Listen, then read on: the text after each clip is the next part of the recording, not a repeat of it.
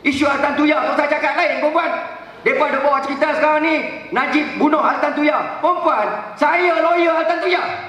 Ni Pak Ngahang ni, menantu hang. Pak Ngahang mana? Menantu hampa ni. Aku ni lawyer Altan Tuya. Saya menantu perempuan ni yang buat kes Altan Tuya. Saya lawyernya. Masa saya buat kes Altan Tuya, saya lawyer Inspektor Azilah yang dikatakan bunuh Altan Tuya tu. Masa tu saya lawyer Anwar Ibrahim. Perempuan ingat kalau Azilah cakap kat saya Najib terlibat, saya tak guna masa tu. Saya lawyer Anwar Ibrahim masa tu.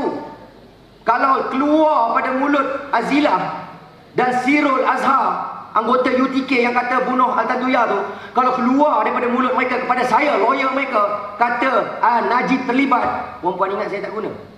Saya lawyer Anwar Ibrahim masa tu.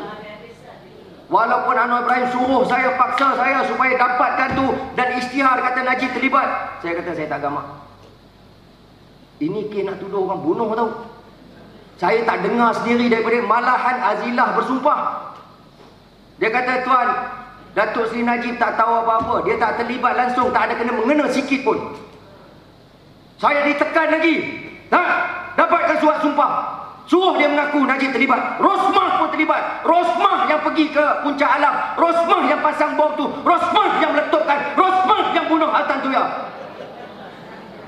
Tuan-puan, nasib baik Allah masa tu jaga saya.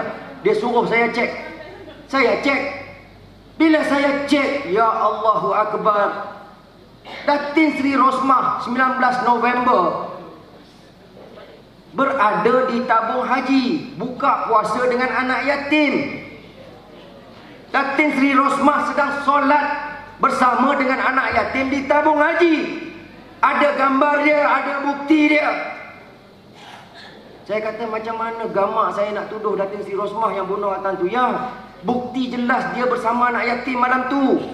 Bulan Ramadan. Hei, tak peduli. Hang buat juga. Cari jalan supaya Rosmah dan Najib dituduh bunuh Altan Tuya. Saya kata, saya tak boleh terima ni. Saya tarik diri. Sebab tu saya tak buat kes tu. Saya tarik diri.